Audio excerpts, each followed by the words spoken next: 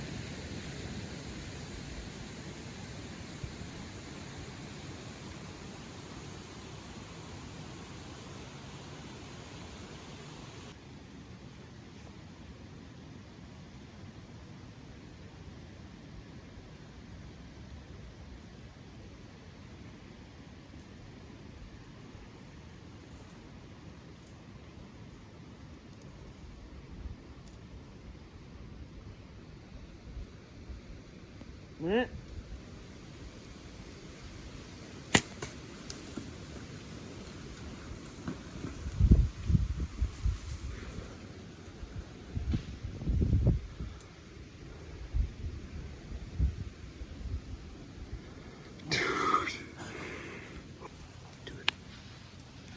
That sounded good, I think, to me, dude.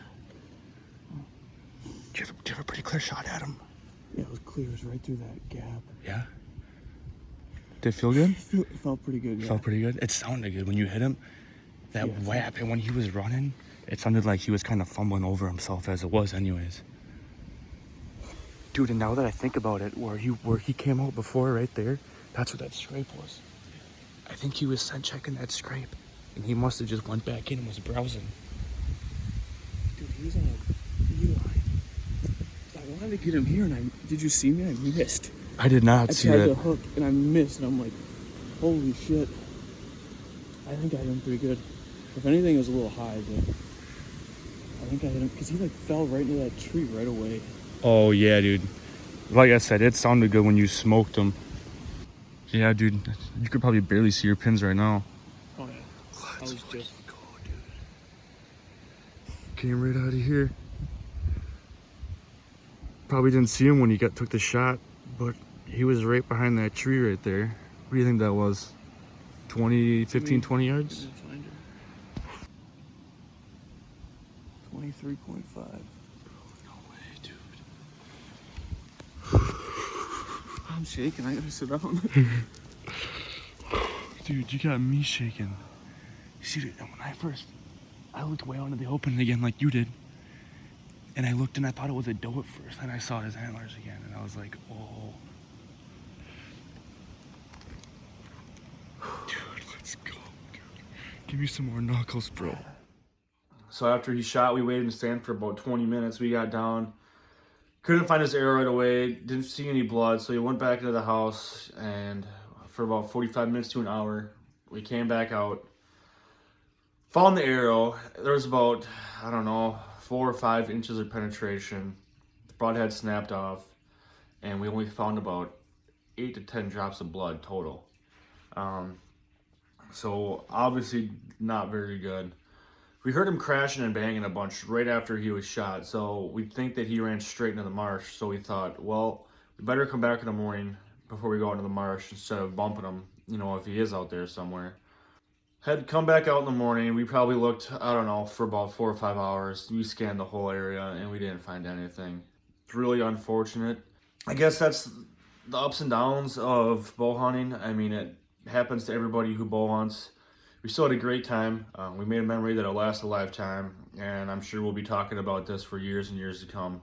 So I hope you guys enjoyed this video. I really enjoyed going down hunting with Dylan, so thank you, Dylan, for letting me come down and sitting with you and letting me film.